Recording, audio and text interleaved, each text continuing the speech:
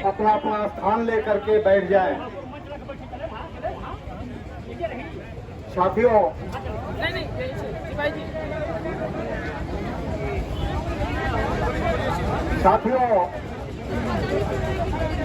थोड़ी देर से ही सही, लेकिन हमारे कैमूर के प्रशासन को सूझ बना कि इन्हें छायों में बैठाया जाना चाहिए और इन्होंने खुद ही आपको छायों में बैठाने का प्रयास किया। इसके लिए हम आपको धन्यवाद देते हैं।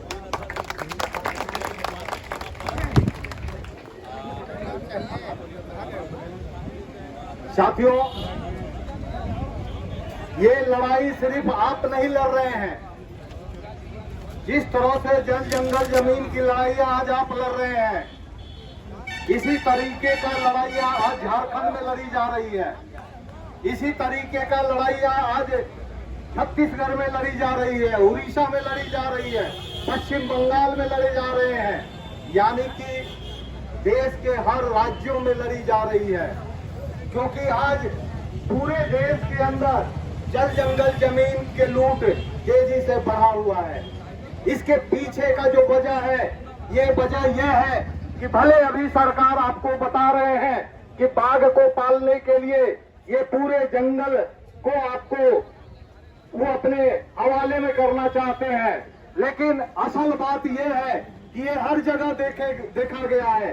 छत्तीसगढ़ में भी देखा गया है, मध्य प्रदेश में भी देखा गया है, गुजरात में भी देखा गया है कि किस तरीके से जंगलों में जानवर बसाने के नाम पर इंसानों को उजाड़ दिया जा रहा है, इंसानों को हटा दिया जा रहा है, उनके घर बार सारे चीज हटा दिए जा रहे हैं। ये पूरे राज्य में देखने को मिल रहा है। इसके पीछे का जो वजह है साथी, वो वजह यही है कि आज हमारे देश में जो सरकारें हैं, चाहे वो पक्ष में विपक्ष में बैठे लोग हैं, वो हर समय ये रोना रोते हैं दलित महादलितों का, आदिवासियों का, लेकिन वो हरियाली आंसू जो बहाते हैं आज के समय में इस तरह का संकट जो आपके कैमूर पहाड़ के ऊपर में आप जंगलों में रहने वाले आदिवासी झेल रहे हैं, सरकार में बैठे या प्रतिपक्ष के लोग क्यों नहीं इस सवाल को हल कर पा रहे हैं, ये हमें समझना पड़ेगा।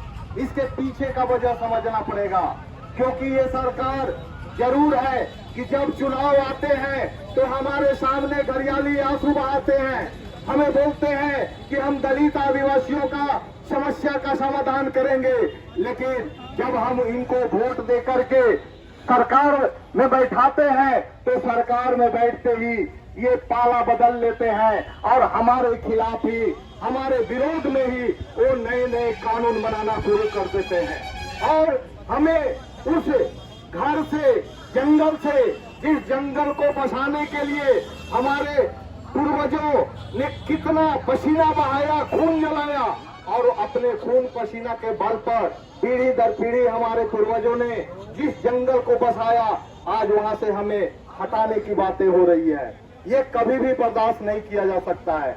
ये अगर सरकार को ये लगता है कि बाघ को बसाना चाहिए, बचाना चाहिए, आप जरूर बचाएं, आप जरूर बसाएं, लेकिन इंसान को भगा करके, ये दलित आदिवासियों को भगा करके अगर बसाने की बात आप कर रहे हैं तो ये कहीं से इंसाफ नहीं हो रहा है, बल्कि ये दलित आदिवासियों के साथ बहुत बड़े धोखाबाजी हो रहा है। इसलिए हम कहेंगे तमाम साथियों से कि आज पूरे देश में लोग आंदोलित है।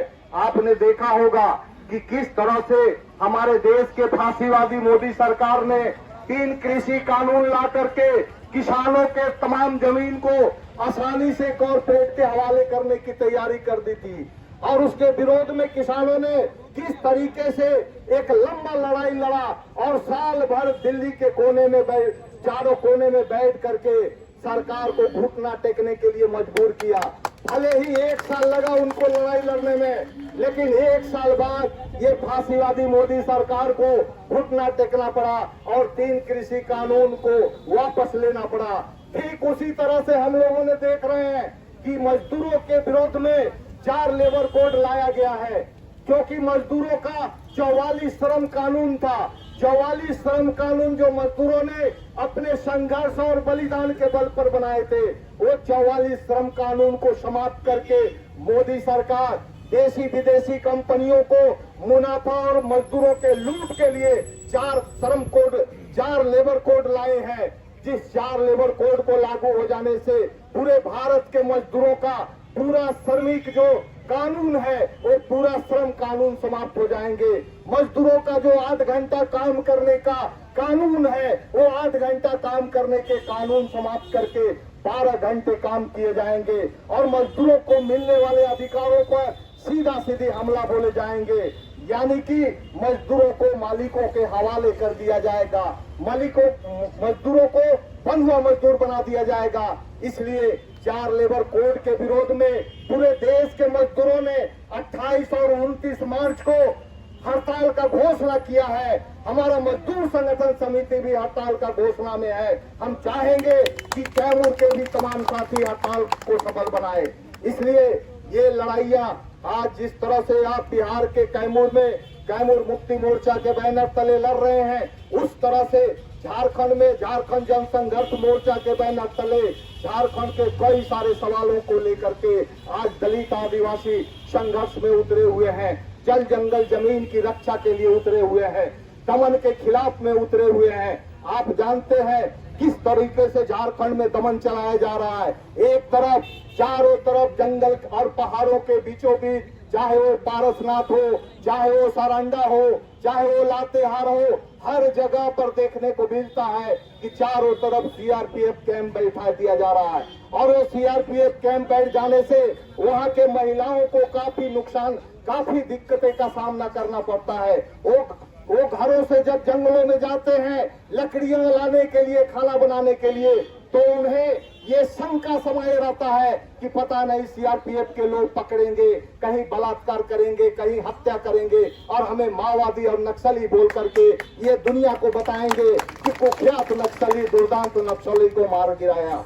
लेकिन ये सरासर गलत कार्रवाई किया जा रहा है। इसलिए कहना चाहेंगे साथी कि आज हर तरफ आदिवासी लड़ रहे हैं, जल जंगल जमीन के लिए लड़ रहे हैं, वो खनिज संपदा के लिए लड़ रहे हैं, प्रकृति को बचाने के लिए लड़ रहे हैं और उस लड़ने के लिए आज वो दमन का भी शिकार हो रहे हैं। इसलिए हम कहना चाहेंगे साथी कि ये जो बाघ अभयारण्य शुरू किया गया है, ये सरकार भले प्लानिंग कर लिया हो, लेकिन वन अधिकार सुरक्षा कानून के तहत जो पेशा कानून 2006 में बनाया गया, उस पेशा कानून के तहत जब तक ग्राम सभा के तहत अगर फैसला नहीं लिया जा रहा है, तब तक वो फैसला आप कैमूर पहाड़ के जंगल में रहने वाले लोगों को के ऊपर अगर थोपा जा रहा है तो फैसला जबरदस्ती फैसला है, वो गुंडागर्दी करने वाली फैसला है, चाहे वो फैसला सरकार के द्वारा क्यों न किया गया हो।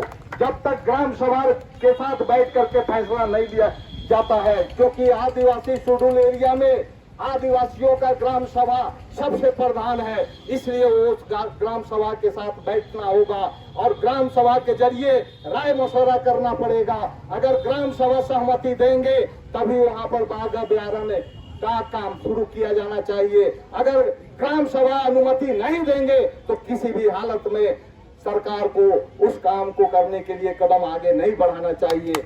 अन्यथा ये जो लड़ाइयां है ये तो अभी झांकी है, ये तो कुछ लोग यहाँ पर आए हैं ये देखने के लिए कि इस जो मांग के लिए आप यहाँ पर आए हैं, इसके लिए हमारे प्रशासन के बैठे पदाधिकारी क्या निर्णय लेते हैं। अगर ये निर्णय लेने में थोड़ा भी कोताही बरतेंगे और सरकार अपना मनमाना चलाएंगे, जिस तरीके से जो फॉरेस्ट विभाग के जो सुरक्षा प्रहरी लोग हैं, ये जिस तरीके से आज गांव में गुंडागर्दी कर रहे हैं, इसको अविलंब रोक लगा देना चाहिए। वो महिलाओं के साथ बदतमीजी करते हैं, वो किसी भी व्यक्ति के साथ मारपीट और गाली गलौज करते हैं, वो बोलते हैं जंगलों में घुसने नहीं दिया जाएगा, आपको महुआ चुनने नहीं दिया जाएगा।